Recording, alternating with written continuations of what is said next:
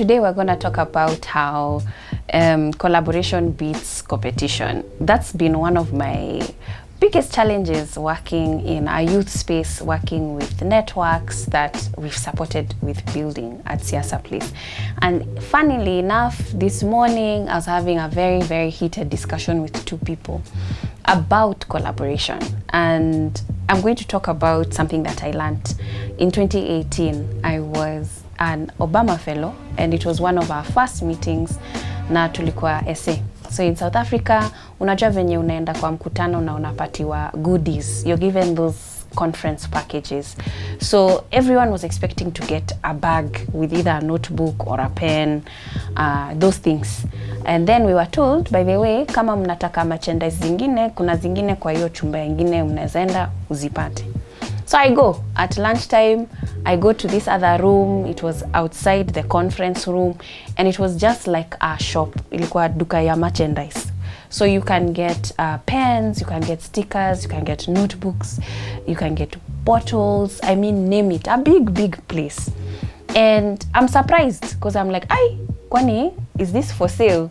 So I'm watching people. People are just picking things. Unasikia watu wakisema, mimi nachukua pens kwa ofisi. I have nieces, I have children. So some people were taking 10 and they kept refilling.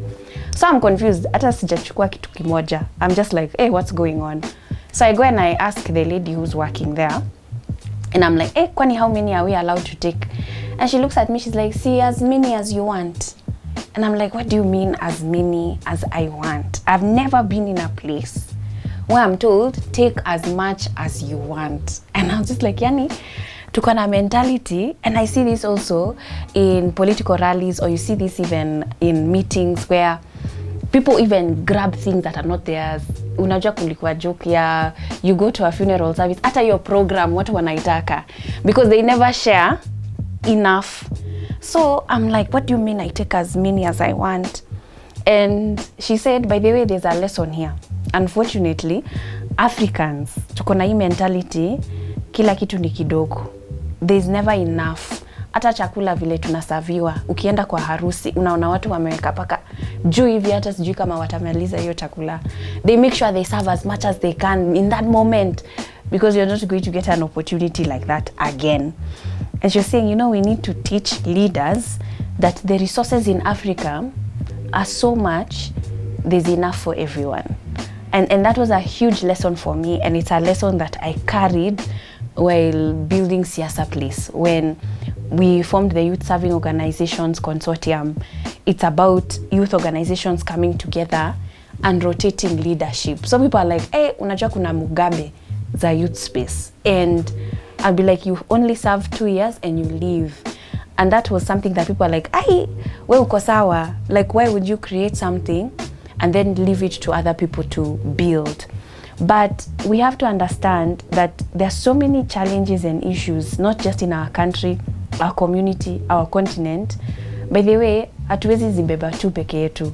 We have to be able to work together for impact. And that's just the plain story, plain simple of it. And sometimes when people meet me or get to know my work, they're like, hey, is this chick for real? When it's about partnership and opening those doors. I've tried my best to open doors when those opportunities come. And sometimes people don't think it's genuine, but it really, really is authentic. Because I can't be over here trying to solve all our issues by myself. And it's even better when you have a community to build upon together. You're able to see results faster. And from our CBO network, which now we have 52 partners, we're able to see impact in 17 counties. Can you imagine? Every week, we're getting reports about how amazing young people, community-based organizations, have done impact in their communities just because of partnership. So never ever take it for granted. And I hope that as a people, our children will not have to fight for resources. I hope and pray for the day where people are not lining up to get some charm change or some shillings because they don't have food on the table, or they are not eating more than 1 meal a day. I just hope that Kenya is not far, And we are the generation who can stop that cycle and that trend.